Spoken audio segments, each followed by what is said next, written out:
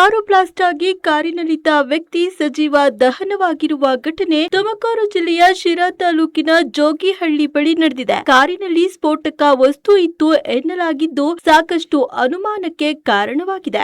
ನಾಗೇಂದ್ರ ಎಂಬುವವರು ಸಜೀವ ದಹನವಾಗಿದ್ದಾರೆ. ಇನ್ನು ಕಾರಿನಲ್ಲಿದ್ದ ರಮ್ಯಾ ಎಂಬ ಯುವತಿಗೆ ಗಾಯಗಳಾಗಿದ್ದು ತುಮಕೂರು ಜಿಲ್ಲಾಸ್ಪತ್ರೆಗೆ ರವಾನಿಸಲಾಗಿದೆ. ಇನ್ನು ಕಾರು ಬೆಂಗಳೂರಿನಿಂದ ಅಂಕೋಲಕ್ಕೆ ತೆರಳುತ್ತಿದ್ದರು ಎಂಬ ಮಾಹಿತಿ ಲಭ್ಯವಾಗಿದೆ. ಕಾರಿನಲ್ಲಿದ್ದ ಯುವತಿಯನ್ನ ಬೆಂಗಳೂರಿನ ಜಯನಗರ ನಿವಾಸಿ ರಮ್ಯಾ ಎಂದು ಗುರುತಿಸಲಾಗಿದ್ದು, ರಮ್ಯಾಳನ್ನ ಕಿಡ್ನಾಪ್ ಮಾಡಿಕೊಂಡು ಬರುತ್ತಿದ್ದ ಎನ್ನಲಾಗಿದೆ. ಸದ್ಯ ಬ್ಲಾಸ್ಟ್ ಹೇಗಾಗಿದೆ ಎಂಬುದರ ಬಗ್ಗೆ ಕಳ್ಳಂಬೆಳ್ಳ ಪೊಲೀಸ್ ಠಾಣೆಯ ಪೊಲೀಸರು ವಿಚಾರಣೆ ನಡೆಸುತ್ತಿದ್ದಾರೆ.